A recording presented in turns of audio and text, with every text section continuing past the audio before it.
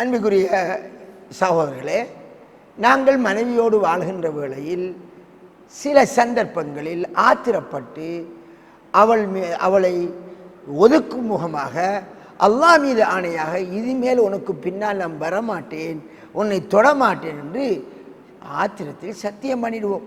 இப்படி சத்தியம் பண்ணிட்டோமா, இதற்கு தீர்வு என்ன? சிலர் சத்தியம் பண்ணுவார்கள், இந்த மாதம் உன்னை தொடமாட்டேன் என்று சத்தியம் பண்ணி விடுவார்கள்.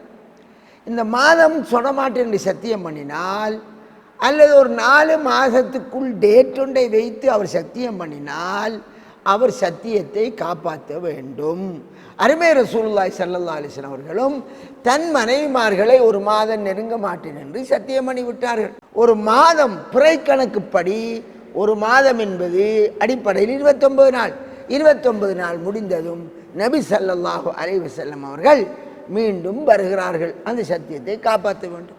இல்லை, நான் ஒரு நாளும் உன்னிடம் நெருங்க மாட்டேன் என்று சத்தியம் பண்ணிவிட்டாரா, அவருக்கு 4 மாதத்துக்கு மேல் அவர் தொடரக்கூடாது.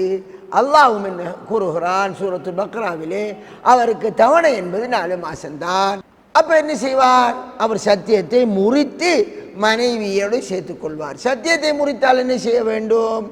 அவருக்கு மனைவி தேவைப்படுகிறது. ஆத்திரத்தினால் சத்தியம் பண்ணிவிட்டார். அவர் என்ன செய்ய வேண்டும்? அதற்காக 3 நோன்பு பிடிக்க வேண்டும். அவர் அவ்வாறு ஒரு அடிமையை உரிமை விடுவது, அல்லது 10 ஏழைகளுக்கு உணவளிப்பது, இல்லாட்டி 3 நோன்பு பிடிப்பது. இந்த மாதிரியாக அவருடைய பரிகாரத்தை ஏதோ ஒன்றை செய்து அவர் செஞ்சு கொள்வார். ஒருவர் ஒரு சில தினங்கள், ஒரு குறிக்கப்பட்ட தினங்கள் என்கிற போது அந்த 4 மாதத்துக்கு உட்பட்டதை அவர் சொன்னார். அதையும் அவர் முறித்து விட்டார் என்றால் சத்தியத்துக்கான பரிகாரம் செய்துதான் ஆக வேண்டும். எனவே நாங்கள் அவ்வாறு சத்தியம் பண்ணுவது என்பது அது எங்களுடைய வாயில் ஆத்திரத்தால் வந்துவிடலாம். என்றாலும் அல்லாஹ் தஆலா பரிகாரமாக அதை வைத்திருக்கிறான். முடியுமான வரை சத்தியத்தை காப்பாற்றி கொள்ள வேண்டும். இது குடும்ப வாழ்க்கை, எங்களுடைய ஒவ்வொருவருடைய வாழ்க்கையிலும் சில நேரம் வந்துவிடலாம். அதற்காகத்தான் அல்லாஹ் தஆலா முஹம்மது ஸல்லல்லாஹு அலைஹி வஸல்லம் வரலாற்றை முன்மாதிரியாக வைத்து உங்களுக்கு வழிகாட்டியிருக்கிறான். அதன் அடிப்படையில் உங்களின் வாழ்க்கை பிரச்சனைக்கு தீர்வை ஏற்படுத்திக் கொள்ளுங்கள்.